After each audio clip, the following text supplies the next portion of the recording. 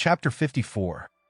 They managed to arrive at the airport just in the nick of time for check-in and to wait to board his flight back home. As they bid their farewells, there was a sense of bittersweet anticipation in the air. They knew that they would be reunited sooner than they had initially anticipated, which brought a sense of comfort amidst the impending separation. The bustling airport terminal was filled with a myriad of emotions as travelers hurriedly made their way to their respective gates. As the boarding announcement echoed through the terminal, it was time for him to make his way towards the gate for his flight back home. Despite the numerous flights he had taken in the past, there was still a hint of nervousness that crept up on him.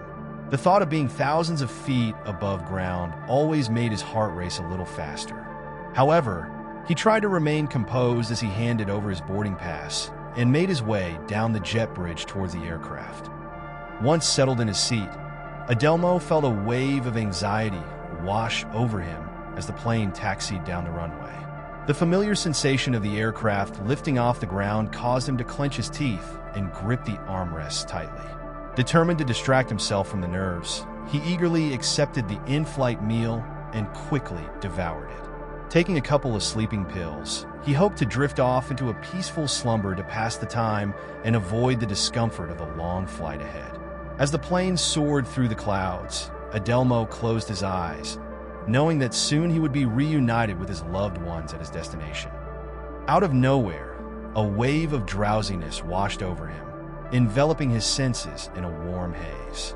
The weight of his eyelids seemed to double, making it a struggle to resist the urge to close them. Eventually, he made the conscious choice to surrender to the fatigue that consumed him, allowing himself to be carried away into the realm of slumber. As he descended into the depths of unconsciousness, he found himself once again immersed in the familiar landscape of his recurring dream, a place he visited each night without fail. On his knees, he began to crawl cautiously, determined to protect himself from any further harm. Every movement was deliberate, as he carefully explored his surroundings, unsure if he was venturing deeper into the mysterious cave or inching closer to the much-needed exit. Suddenly, a peculiar sensation brushed against his fingertips. It was a texture unlike anything he had felt before, resembling soft fur. Adelmo's heart skipped a beat, his mind racing with fear. All he could hope for was that the source of this sensation wasn't a menacing bear lurking in the darkness, praying silently. Please, let it not be a bear. Adelmo jolted awake abruptly, the sound of chaos and terror filling the cabin of the plane. His head felt heavy and his vision was blurry as he tried to make sense of the commotion around him. Slowly, his eyes adjusted to the dim lighting and he could see the source of the panic. A creature, unlike anything he had ever seen before, was causing havoc among the passengers.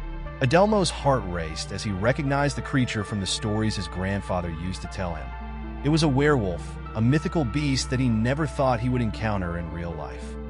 The werewolf moved with terrifying speed, its claws tearing through flesh and its fangs dripping with blood. Adelmo's mind raced as he tried to remember everything his grandfather had taught him about these creatures. He knew that silver was their weakness, but he had nothing on him that could help in this situation. Panic began to set in as he realized that he was trapped in a confined space with a deadly predator. The screams of the other passengers echoed in his ears, adding to the sense of dread that filled him. Adelmo knew that he had to act fast if he wanted to survive. Drawing on the knowledge passed down to him by his grandfather, he remembered a technique that might work against the werewolf. With trembling hands, he reached into his pocket and pulled out a small vial of wolfsbane, a plant known for its ability to repel supernatural creatures. As the werewolf lunged towards him, Adelmo threw the wolfsbane at it, hoping that it would be enough to drive the creature away.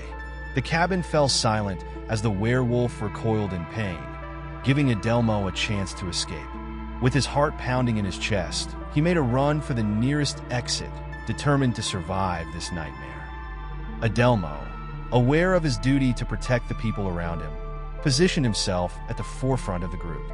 As the menacing werewolf approached, he instinctively gathered whatever he could find to defend against the creature.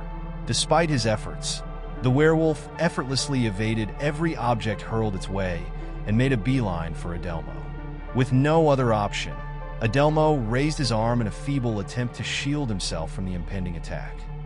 The werewolf sank its sharp teeth into Adelmo's forearm, tearing a sizable chunk of flesh from his body. The excruciating pain caused Adelmo to cry out in agony as he collapsed to the ground. Meanwhile, the werewolf retreated momentarily, consuming the piece of Adelmo's arm it had ripped off. The creature then recoiled, writhing in agony as if it had ingested a lethal substance, before ultimately succumbing to its injuries and collapsing lifeless on the floor. As the werewolf breathed its last breath, a miraculous transformation occurred. The once ferocious beast reverted back to its human form, leaving behind no evidence of the supernatural encounter that had just taken place.